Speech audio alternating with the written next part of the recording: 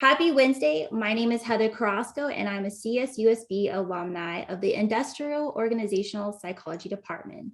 Many moons ago, I worked as a research analyst at the Institute for Child Development and Family Relations. Today, I work as a learning development program manager at Applied Learning Science. At Applied Learning Science, I partner with my clients to deliver workforce solutions, and I lead a team of high-performing industrial organizational psychologists. And I am so honored to be here. The Institute of Child Development and Family Relations. So what do? They help serve the inland region, and they serve families, child's parents through research, education, and applied services. It is my pleasure to introduce Drs. Mark Agers and Casey Lear. Dr. Agers is a professor of the Industrial Organizational Psychology Department. He is the director for the Institute of Child Development and Family Relations. And I've worked here for so long and I always mess up that title. So let me restate it again.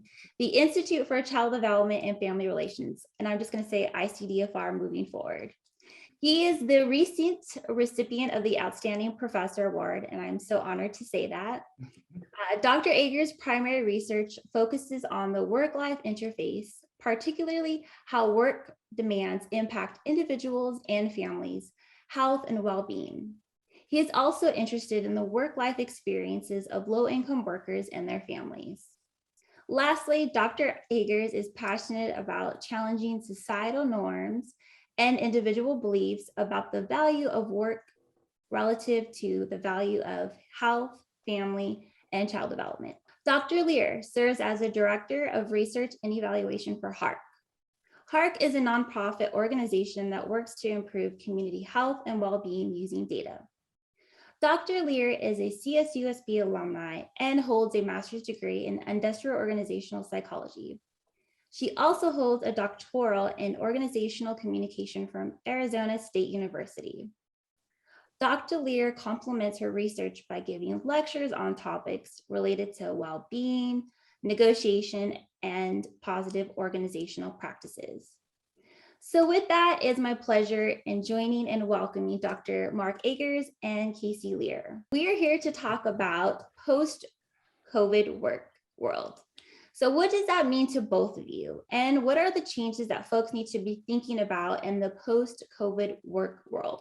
Well, thank you, Heather, for those kind introductions. And also, I just want to say before I answer your question that it's really neat to be here and doing this with both of you as you know, folks who I've worked with in the past and folks, you know, former Coyotes who came through Cal State. You know, it's really important to me that the Institute draws from the university and our community to be doing these webinars and sharing and partnering with the community. So it's so cool that extends to our alumni, right? So my sincere thanks to both of you for coming back and doing this today. You know, as a former mentor, it's a heartwarming experience. So anyway, so with that out of the way, yeah. So I mean, this idea of post-COVID work world and what does that mean? I think there's a lot of uncertainty, right? There's a lot of questions. In fact, you know, when Casey and I first sat down to talk a little bit about what we wanted to share today, we were kind of all over the place, and in a good way, meaning there were so many important things to talk about. And so, you know, what were we going to focus on that would be meaningful for folks? And I think, you know, there's a couple just truths or realities about what's going on right now that's important for us to acknowledge and to be thinking about and preparing for, right? So the first is just this idea that, you know, one of the things that COVID did, it was sort of a shock to the system, right? And a shock to the way large scale systems and processes that have been in place for a long time and operated in kind of simple or systematic ways they were disrupted, right? And we all felt that in our personal lives, but and we felt it as an institution of education as well. But it's true about the world of work all over. And so the idea of where work gets done, when work gets done, and the way in which work gets done, you know, was disrupted, has changed, right? And what that's going to look like tomorrow and what that's going to look like in 5 years is still uncertain, right? We don't know, right? So I can't, Casey and I, we worked hard at this, but we can't give you answers to things we don't know yet about. But I think what we can do is facilitate that conversation about, if these changes are happening to all those aspects of work, where work gets done, when it gets done, how it gets done, what that looks like, then we need to be thinking about what's our role, right? As employees, as leaders, whichever the case may be, for anyone here who's kind of listening, what are the things we need to be thinking about and preparing for, so that we're shaping what our reality looks like around work and around family and individual health and well-being, and what that integration kind of looks like. And I think, it's not always easy to know what that's going to look like, and it's different for jobs at different levels, right? So for some jobs, they're just remote now, and that's what they're going to be. And for other folks, it's more about, well, maybe there's some hybrid model, or sometimes I'm going into work, sometimes I'm not. But even, I think about if you go out to a restaurant today, there is technology integrated with the service sometimes, right? Where the role of what it meant to be a server in a restaurant is now different, because you're interfacing with someone who's on a phone and they're getting their menu that way, or they're ordering online. So, I mean, you can really look across the range of jobs and job types and job levels and see that things are different, things are changing. So how do we talk about that? How do we prepare for that? What are the things we need to, how do we proactively involve ourselves in the discussions around what that's going to look like, what my work world is going to look like, so that we end up in a place that is, yes, still productive, yes, still professional, et cetera, but is also healthy, right? It is also, good for us. So that's some of the stuff we want to talk about today. We've kind of discussed it as an opportunity, right? Everything has changed and been disrupted, and it is now an opportunity for us to reshape it in the way that we want it to be. So thinking mindfully, very thoughtfully about what we want it to look like in a way that is good for our lives, good for our families, is really a critical and exciting point in history. Yeah. And I think, one of the things that is hard sometimes is, living and I'll just use myself as an example, right? As a professor, in the type of job I have, where it already comes with a lot of flexibility, it's very easy to slip into that excitement about, hey, what can I do, right? And I recognize that that's a privilege, right? That's an opportunity that is not available to a lot of people. And so, it's I think one of the things that's important to think about is, what do I have control over, right? In what ways am I empowered? Can I advocate for myself? And it's not going to be the same, but regardless, there are opportunities here, right? And of course, something we'll talk about at the end is that it's also our responsibility when we're in leadership roles to be thinking about this and providing and empowering our employees who may not have that discretion and control on their own. And so we can touch on that a bit too. Dr. Lear, I love what you said, an opportunity to reshape what the workforce looks like right now. And we're seeing that with the Great Resignation or Great Reshuffle. A lot of people are wanting to focus on their well-being and their health. And people are saying, oh, people want to leave to do less, want to do less with what they're maybe being paid at before. And it's more of like, I think we were just working really hard before, and our work demands were just too much. So I love, the opportunity to reshape how the workforce looks like. And as leaders, we can do that as well. And I know a big part of what has changed is relative to the work and what work looks like. But do you have any ideas about how we can talk about, where we have grown, new experiences, and maybe even new priorities? I think this builds off what you just mentioned, Heather, of the Great Resignation, that people really took a close look at their lives and how they were living it and decided they didn't want it to be that way anymore. In the absence of a commute and going to our regular jobs, we have less recreation, less shopping, less, busy time. We took a closer look at ourselves and what we value and where we find joy in our lives. So it was really an awakening for a lot of people. People took up gardening, people adopted new pets, Um, uh, there's some research that puzzle purchases tripled in 2020. You know, we took a closer look at the ways that we spend the minutes of our day and decided to live it more intentionally. So some other things that were determined, you know, that have been revealed are that, you know, family matters. Our relationships with people in our lives, the important people in our lives, are critical, and we have to nurture those and take care of those.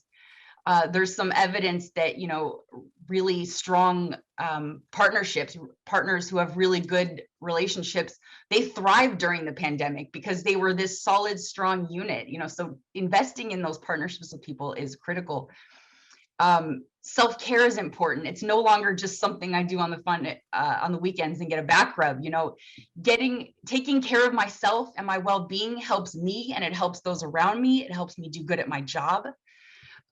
We've also taken a closer look at how important health is. You know, COVID-19 was an illness that people who had good health tended to thrive. So we thought, you know what?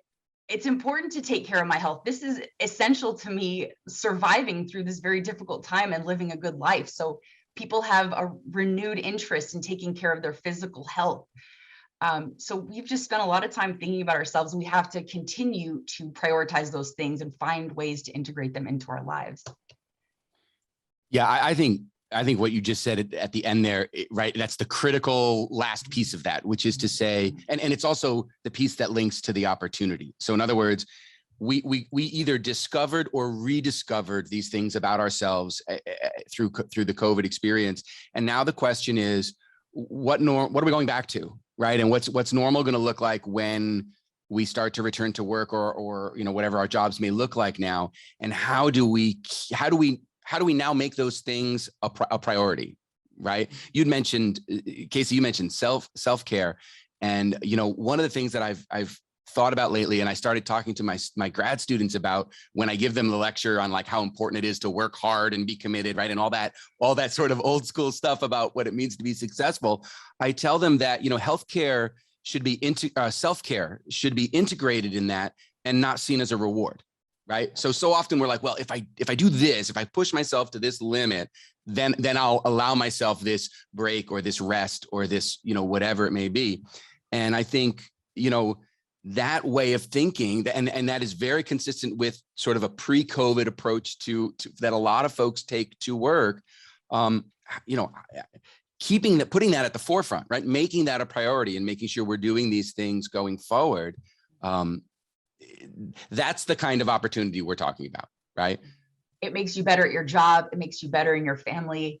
It makes you a happier person at the end of the day that shows up to these things, a balanced, happy person. So these things are not simple. I recognize that, right? But and we're also talking, you know, as I kind of mentioned at the top, right? These are systems, right? These are societal level norms that were disrupted, and they want to come back. There's a lot of pressure to come back. I know I heard as, you know, let's say 6 months ago, 9 months ago, when we sort of started to see, hey, okay, things are opening up again, things are going back. And I saw, you know, news article after news article, headline after headline going, you know, people aren't going back, right? The Great Resignation, all this stuff. And now that's still there, right? I don't want to downplay that, because the streams of that are still there. But more and more we see people going back, right? I mean, there's still that element and that resistance, but it's also the systems that were in place before are very strong, right? Mm-hmm. And there's a strong pressure to let's just go back. And I don't know, I got several diatribes about that for another day when we want to talk about kind of what's driving that. But our point here, though, is that therefore, right, in response to those pressures, we as individuals have to be strong advocates for ourselves. This is the time to push back and inform and try to influence what that's going to look like. Because absent that, right, if we don't take that on ourselves, then I think a lot of those old systems just come back into play. But you know, whether that's inertia or I don't know what to call that, but I think that's what happens. Yeah. Before we get into the next question, I did want to say, when you're asking or mentioning about well-being, what resources do you think people can draw from on like how to focus on their well-being? What would you recommend?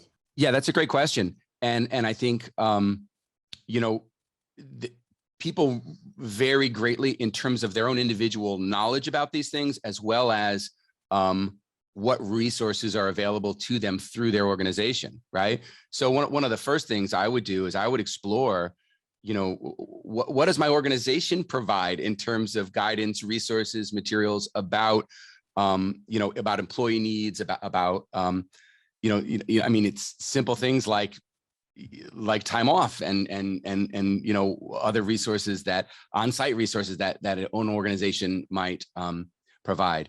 I think those are often deficient, right, or insufficient, I should say. But I think that's a good place to start. And then also, I think, and I'm not a mental health expert, right? So I don't want to, outkick my coverage or go in somebody else's lane, but there are so many good books and other resources out there around, sort of mental health, self-care, and some of those, by the way, here's a pitch for the Institute, right? But we've had folks come in, clinical psych folks and others who have come in and talked about self-care and also as it pertains not just to ourselves, but to our family, right? And so I want to encourage folks who are interested in that to go check out the ICDFR YouTube page, because all of these videos are there, and you can actually get that question answered by a clinician. I love that you talked about time off, because I think people, and as an employee, you forget that time off is so critical to your self-care, spending time with your family, or even me time. That we just forget about it because we just get so busy. So having those reminders, what is self-care? It's just maybe taking a personal day for yourself. And then as a leader, supporting that as well too, having a personal day. Your employees need that. You know what, Heather, I hear so often, right? People who are legitimately unaware of what they're allowed to do in terms of sick days, in terms of time off, and so many folks who push vacation or don't take their vacation days because it's just too important. I have to be here, work piles up and but they're there for a reason, right? And in fact, in the United States, we have so little of it, right? It's we really need more than we have. And yet many of us don't even take advantage of what we have. So you're right. I mean, the first place is to start by, recognizing that self-care itself is important. Taking time, giving yourself space is important. And I want to mention also another very basic concept, but routinizing these things, making them part of your routine and regimen and embedded in your schedule so that it's not negotiable. It's kind of a basic concept, but it can't be understated how important that is to just, 7 a.m. to 8 a.m. every morning is my time with the Peloton. That's the time. Children, you're going to have to find some Pop-Tarts because that is my time with the Peloton. It's a non-negotiable, not something you have to negotiate every single day. Do it one time, get it set and schedule, and there it is. Yeah, I think sometimes even though even new professionals kind of, need this kind of guidance too. And then just even where to go to HR, look at your, do you have a portal that has your benefits to talk about those things? So thank you all for that. Okay, so for the next question, so given these changes that we've discussed, both in the work and for ourselves, how do we continue to prioritize these things that matter? What do we need to do to focus on our health and our family? Just earlier that we've reflected and we found out what's important to us. It's now our responsibility to take that forward and protect it and make those things happen. So foremost, you have to communicate with the people in your lives that these things are important to us. It's often difficult to share our needs with others, especially people who have less power than us. But really, ethical communication is being honest about how you're feeling and what's not working for you, what's making your life difficult, whether that be with your boss or your partner. It's communicating what your problem areas are and what's creating struggle in your life. Important about what you said is it's on both sides of the fence, right? It's at work and it's with the people in our personal life, family, friends, et cetera. Like both of each of those spaces needs to have that communication. It's surprising sometimes, I think, too, how we think it should be easier at home, right? Like in other words, if we're, work has its certain demands and they're kind of rigid and codified, and then we go home and then we expect that our partner or our children or other folks, the important people in our lives, understand that already, and therefore it's easier for them to give us the space we need. That's not true, right? Kelly Campbell, who's done a talk here on relationships and whatnot, she'll tell you, right? Like those conversations, I forget the word you use, something about like authentic or honest or something ethical, right? Those ethical, honest conversations with our personal life folks, they're just as important for that to work, right? For us to get the space we need. Mm-hmm.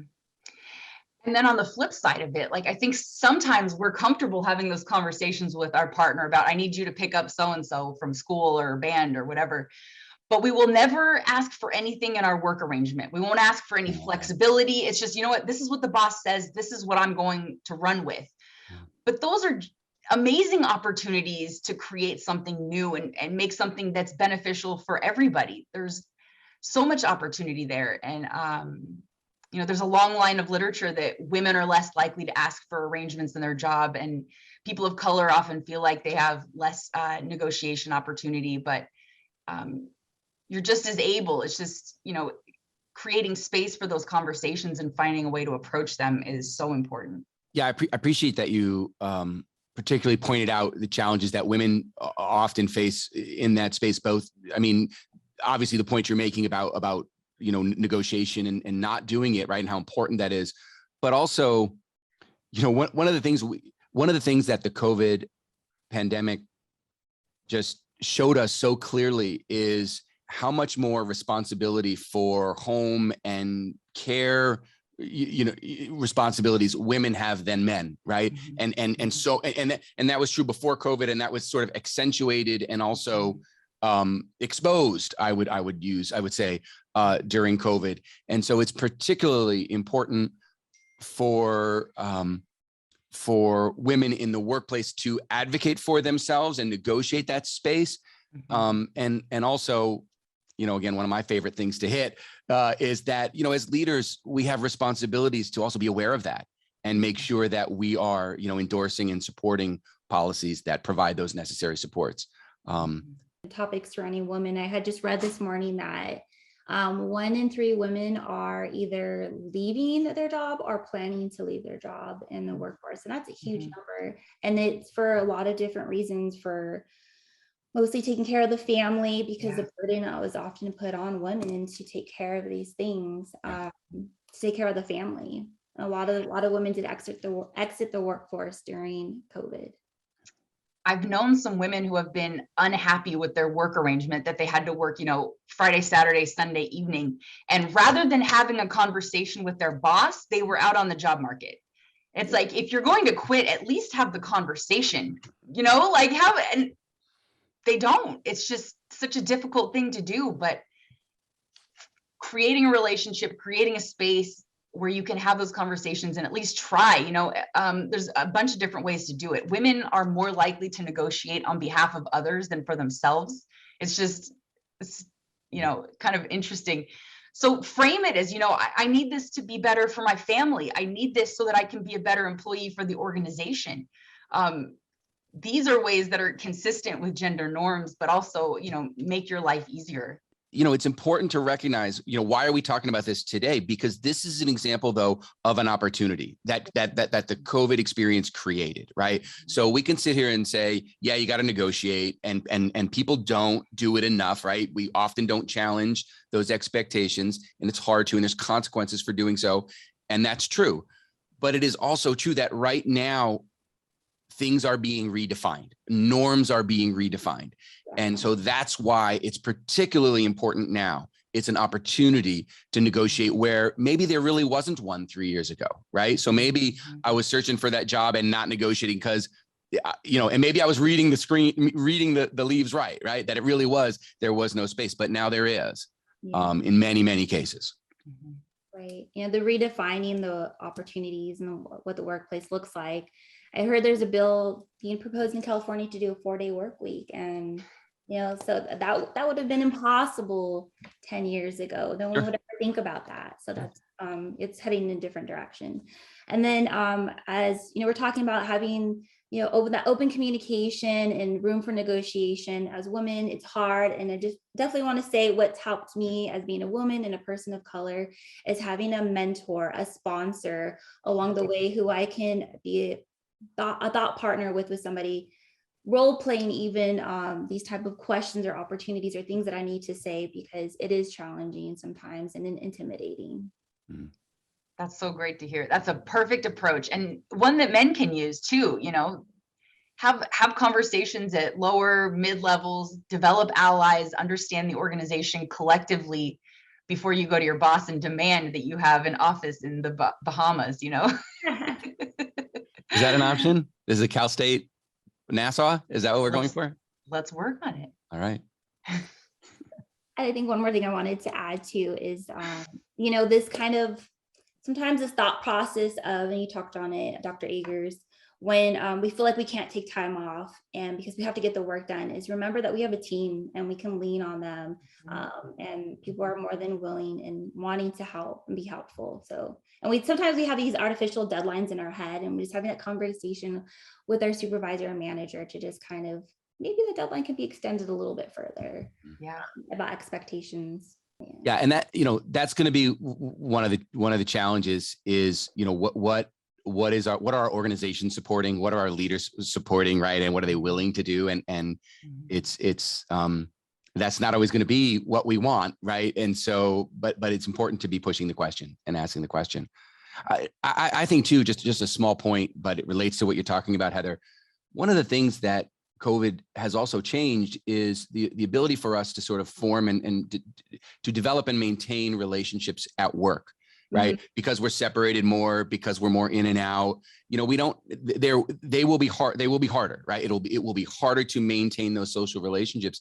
And yet, as you suggest, those are also really important to negotiating and to driving these things, these elements of change about how you know that we might want to see in our workplace. And so one of the things we have to be aware of is we have to work on those relationships harder, right? We have to make sure we're reaching out more, right? We're kind of over communicating, that we're engaging in more active listening, right? Because it's not going to be, well, you know, I'm in the office next to you every day, 8 hours a day. So, you know, it happens. It won't always be that way. So anyway, just a small point on what you said. Yeah.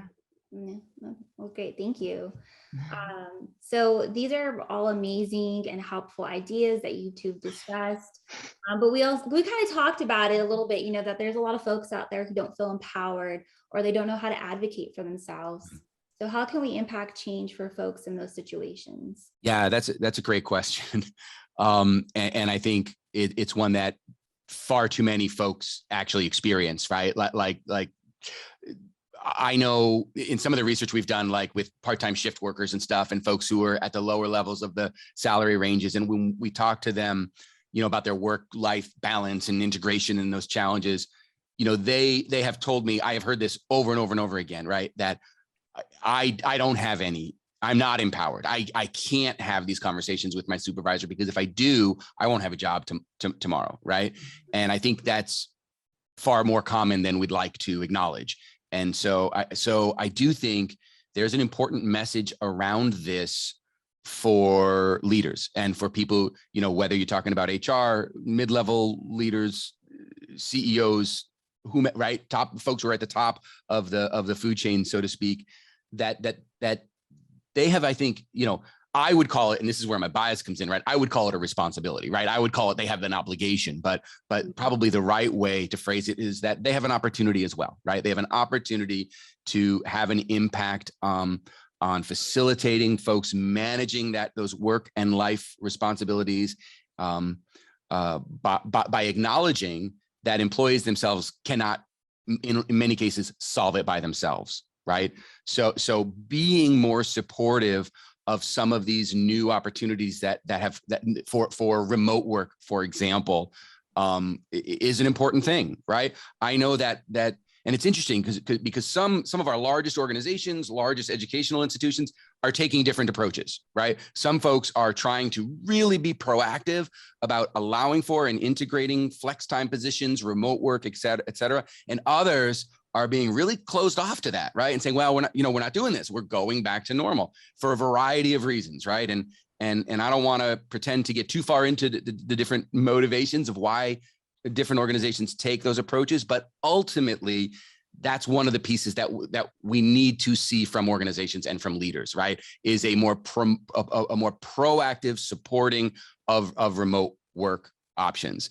And I would say, Casey, you and I were actually just kind of informally talking about this the other day, that there's a business case for that, right? Like, as much as I want to sit here and argue for the human value argument, which I think is the most important one, it's undeniable at this point that work can be done remotely, and people can be productive and effective and healthier when there are remote elements built into their work. Now, they also have to recognize that it requires an idiosyncratic approach a little bit, right? Not every job can be done that way. Maybe we can't even think about roles and jobs the same way that we always have.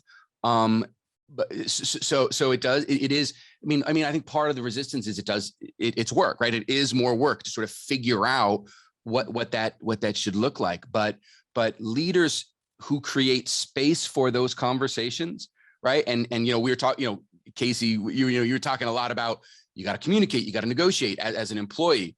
Well, so as a leader, we've got to create space for that, right? And that starts with having empathy, right? As we have to have empathy and recognize that our employees have different challenges and responsibilities, and that we need to try to understand and put ourselves in their shoes and understand what that looks like and what those needs are. We have to model those behaviors ourselves, right? I think about, in my own world, and I'm like, Mark, don't send emails on the weekend, don't send emails after 5, because I know if I send it to somebody who works on my team on a Saturday, even if I say it's Saturday, don't pay attention to this till Monday, that's not how that might land, right? That's still going to land like, hey, Dr. Agers just sent me this. I should think about it, right? It takes up that space. So I think as leaders, we have to model the right behaviors as well. I don't know. These are some of the things, Casey, I'd love. Oh, these are great. These are great. And I think you mentioned empathy. We can try our best to predict what employees need, but oftentimes we can't, and we don't know. So just inviting a conversation of like, what? I know you have a new addition to your family. Like, has work been accommodating for you? Is there anything we can do to make that easier on you and your family? Ask how people are doing and how you can bend. I think listening and hearing and empathizing with other people is a really important piece of this. Can I throw into that? It's because this is something that I think about a lot, and you just captured it perfectly, right? The statement you just said about, ask your employees about these things, right? What that reflects, right? If as a leader, you are asking your employees about those needs and those family needs, et cetera, those health needs, whatever those may be, you are fundamentally saying, I value as a leader, we value as an organization, health and well-being, right? Like, we value you as a person. We do not define you strictly as, organizational unit number 53 who does these things, right? I mean, right. And I think that's a critical change that I think, again, this is an opportunity. I think we're seeing it happen. And anybody who ever listens to this, whoever you are, whenever you're listening to this, if you are in a leadership position, right, this is your chance, right? These are your opportunities, your responsibility to make a positive impact on the health and well-being of employees, and ultimately, who are employees, right? They're our friends, they're our neighbors, they're our colleagues, right? They're us, they're you and me. And so if we can make health and well-being an important organizational priority, let's do that, right? Let's take advantage of this opportunity and let's do that. I would love to see that. That's a lot of work. I think about those who are middle management. So they have the role of, they have to lead by example, but they also have to take it up to their leaders and also advocate for themselves. So kind of perspective taking too, remembering, knowing what it feels like to have those conversations with your leader, but then you also have to have allow those same kind of conversations with your direct reports as well. I think those mid-level managers are such an important piece of the puzzle because they can really access the opinions of other people. Employees can be more candid with you, and you can take that. You have that power. You have the opportunity to make some things happen. So leaders at the top listen, and mid-level, advocate for others and yourself. And here we go into 2022, happier and healthier. That's exactly right. Yeah, again, it all, I know we're getting close to time, or past, I don't know, but for me, it all comes back to what COVID-19 did was disrupt the infrastructure and disrupt the systems that have been in place for a long time that frankly had led to some rather unhealthy habits around work as it pertains to personal health and well-being, as it pertains to relationships, families, et cetera. And so those disruptions give us this opportunity. But what that's going to look like is unclear. It is uncertain. And so how do we push back? Where are the places we can push back? We have opportunities as individual employees. We have opportunities as leaders. We have opportunities as citizens to push for things at the societal and legislative level, right? That take into account these lessons we learned about COVID, about how much we really should be valuing ourselves more, valuing our health more, valuing the people we care about and love more. That to me, I mean, that's what this all boils down to for me. Great. Well, thank you both for your response to that. So we're going to start taking questions from the audience. I have some that were already pre-submitted. One question was how to address me time with family members. And Dr. Lear, I know you mentioned this earlier, preserving some time for yourself, but is there anything else you'd like to add to that? I think it's always good just to, let people know when you'll be available for them, what time is for the taking for them. That's the boundary management thing. This time right here, this Saturday morning, not for you. Saturday at about 2:00, that's when, give that space, ask them what works for them and meet in the middle somewhere. Yeah, I agree completely, right? Like communicate, again, healthy, honest communication, of course, is the important thing for that. And also acknowledging when we need it, right? Like it's one thing to say, I want my own space. I want to go, work in the garage, or I want to go to a game, or I want to go out with a friend, or, whatever that might be. That's, or I just want to go and read a book, right? Whatever that me time might be defined. But, sometimes, and I'm sure we can all think about this in our own lives, right? Sometimes I want that, and sometimes I need it. And I think that's an important part of the conversation, right? If it's been a really long week, I just need that space. I need that time. And, whereas other times it's just something I want, and maybe it works and maybe it doesn't, and that's okay. So I think there's some self-reflection that's tied to that as well. Okay, great. So one of our listeners wanted you both to talk about, setting boundaries when you're working from home. If you have any suggestions or ideas about that. I have lots. That's a tough one. So I'll try to be brief. I'll be brief. But one quick plug, I did a webinar for us about a year ago on managing boundaries during COVID. So real specific stuff, or more extensive stuff, I should say. So, go check out the ICDFR webinar on that. But just to hit some of the highlights, managing boundaries in the home means managing both sort of psychological boundaries as well as physical and structural boundaries. So whenever possible, the idea, or I should say time and space, not just physical, but time and space. And so whenever possible, the space we use for work, we want to try to sort of separate that and keep it different from, so in other words, if you're working from home and your workstation is the kitchen, that's tough, right? The kitchen, because physically, there's stuff going on. There's people going to, it's hard. It's also hard, therefore, to sort of psychologically disengage and separate and say, when I'm there, I'm working, but now I'm not working, but I'm still there because it's dinner time, right? It becomes entangled. So to the extent that we can create some physical boundaries around the space we use, that's a preference, right? That's helpful to that. It's also true about setting clear time expectations about when I'm home, this is the time I'm allotting for work and not these other hours, and communicating that with our family. I know prior to COVID, when I tried to work at home, I would stay at home and work.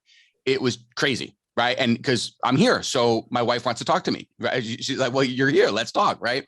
When COVID hit and it just became a normal thing that we could have we set up different boundaries, right? So I was working space, but also it just became, from 8 to 5, Mark's working and that time. So that helps. It's not a panacea. It's not perfect, but creating those time and space boundaries is an important part of how we do that. And it's going to vary for everybody in terms of one's capacity to do that. Mm-hmm. And so the communication around that is also important. If it's still got to be the kitchen table, because that's where it is, then working to sort of communicate about when you need that separate space and when it's work time and committed to work time, that's helpful. The last piece on that, though, I know I said I'd be brief, but this is important and I almost forgot to say it. Mm-hmm. It's just as important. In fact, for me, I would argue it's more important to push back on that boundary on the other side. In other words, not just creating space where, hey, I can be a good worker, mm-hmm. but creating that space so that when you're done with work, you're done with work, mm-hmm. right? Because it's very easy. And I think this is going to be a challenge for a lot of us post-COVID, which is we developed these work anytime, anywhere habits over these last 2 years, but now we're going back more into work and work is in that other place. It shouldn't also be 100% in my home. Mm-hmm. Right? We really have to guard and protect against that. And again, the physical time and space barriers help with that. The psychological barriers around this is when I'm committed to and home and family versus this is when I'm focusing on work. And it's not easy, right? I mean, you say that and you're like, oh, it's those 4 things. Got it. Right. But that's hard to do. And you have to be intentional about it and you have to be persistent about it. So one of the questions that we got was more of a comment. I think that this could be an area for you to just untangle and explore. Somebody wrote, every time I pass a McDonald's or Taco Bell these days, I have to raise a fist pump at the increasingly hourly rate. Why? Because even our youngest workers have decided dignity and real living wages are possible. And I think that that's just because of that, wages increasing, it's pushing other industries to increase their salary rates. So if you wanted to add anything to that or your thoughts around that. A living wage is healthcare priority in our world. So access to a living wage means a better chance at a healthy life. And so I think it's undeniable that one's ability to develop and maintain healthy habits and support them and live a healthy life is tied to that. So any efforts that impact that and increase the opportunity for a living wage, I support. I think it benefits you as an employer if your employees don't have to worry about how they're going to pay their rent this month or what they're going to eat or who's going to take care of their children. Like there's a lot of evidence that that's how employee theft happens, is because people just cannot even pay their bills. You know what I mean? So thinking about how to just have your employees sleep better at night. The organization I work at, we used to have a 3-month window before you get health insurance. And I went straight to the boss and said, why do our employees have to worry about what happens if they get sick for 3 months while they're working for us? Right. And just as quick as that, like, okay, health insurance implemented immediately. It's just simple changes like that help people sleep at night. Mm-hmm.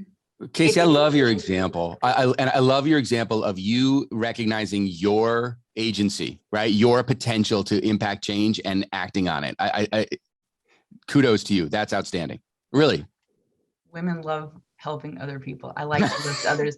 And at one point, people do. At other people, I'm sorry. At one point, I was that person who needed health insurance, that I was at a health clinic because I had an ear infection and didn't have health insurance. So you then get the opportunity to help others and lift others up. And it really benefits everyone in the long run. So the more we see that, the better.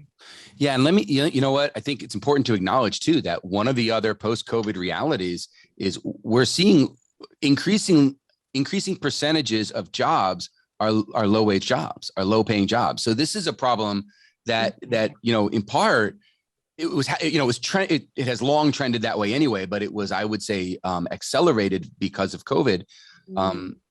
That, you know, increasingly the higher percent of jobs being low paying jobs. So this is a problem that's growing, right? It's not going away. So these things we're talking about, I think the advocacy, both at the individual and the leadership level, are really critical. Right. We got a comment that said with increasing wages, which they agree, it does also create a strain for those trying to have who has a degree, also increasing wages for those who have degrees and experiences. And I would think about it like, well, maybe those positions just need to be leveled up, the wages too. If there's anything else you want to add. No, I think that's right. I think that's an accurate observation, right? That you know, wage suppression is not the sole domain of low wage jobs. You know, right? So you know, we can look at a lot of fields and a lot of you know, where we see, you know, wage suppression or you know, folks are really, you know, folks who have worked hard to gain skills, you know, whether that's through higher education or through other certifications, training, et cetera, who don't get paid their value. And I know we've jumped the shark a little bit here in terms of topics, but it's no question that's tied to health and well-being, right? So, yeah. Well, like, you know, Dr. Lear, you're mentioning, you know, these kind of anxiety and feelings. It reminds me of Maslow's hierarchy of needs. If you can't get that basic level of food security, how can you be really in a better state of mind in the workplace because you're worried about other things outside of work? Can you think of any policies or big changes you'd like to see to improve anything we've talked about? Is there anything that's kind of been weighing on you? Yeah, I mean, I have to acknowledge my ignorance a little bit in terms of higher level policy change, right? And legislative change. And it's an area for me that I've identified, right, for personal growth. Like I would like to, I wish we were more impactful as an institute. I wish I was more impactful as an individual who's passionate about these issues. And regrettably, that's not an area that I have an expertise in right now. So I feel, you know, limited in that. But I think what I can speak to your question is something that I believe very much to be true, which is that the type of sort of structural and systemic change that is needed, I think, post COVID to both, you know, protect against some of the pressures that to return to normal that are happening, as well as to take advantage of these opportunities, right, that we've been talking about this whole time. It will require that level of activity, right? It will require, I think, you know, societal policy, legislative policy kinds of changes. You know, the 4-day work week legislation, Heather, that you mentioned earlier, I don't know if that's the right thing or not, right? I'm not sitting here advocating for it or not, but what I'm saying is that's the level of impact where I think we need to see things. And I hope we can have an honest conversation about it, right? I mean, I think that's the biggest thing. I think there's a lot of folks and a lot that are counting on things going back pretty much to normal, right? And there's a lot of financial pressure to do so. You know, before we were kind of talking about this, and I just kind of did an internet search around, like, you know, what are people talking about around post COVID-19 and how to adjust and how to deal with it. And it's all advice for organizations on how to make sure they're still making money after, you know, right. And what it's going to take and what that's going to look like, which I think is fine. Right. Those are important things to talk about. But I would like us to frame the conversation more around the people and more around the families. And, you know, what does it mean for healthy people, healthy families? You know, what should work look like? So I hope we can push that message, but you're right. It will require top, you know, legislative level kinds of impact and social change kinds of impact. And, you know, so I got to go learn how to do that now. Thanks. But I think that was my question, is that what's going to help us? And I think you answered that. Yeah, I think so. I mean, you see, bottom-up change is hard, right? I mean, grassroots kinds of change takes a lot of time, a lot of energy, and sustaining that is very hard. And so it's gotta get up to folks who have more power to do so. But that's also why, today you and I talk about leaders saying, here's your responsibility, to engage and involve. One more comment just popped up, and it's the rush to return to in-person work also needs to look at risk management, wants, and needs of our workforce, I should say. Shifting will need to be planned and mindful.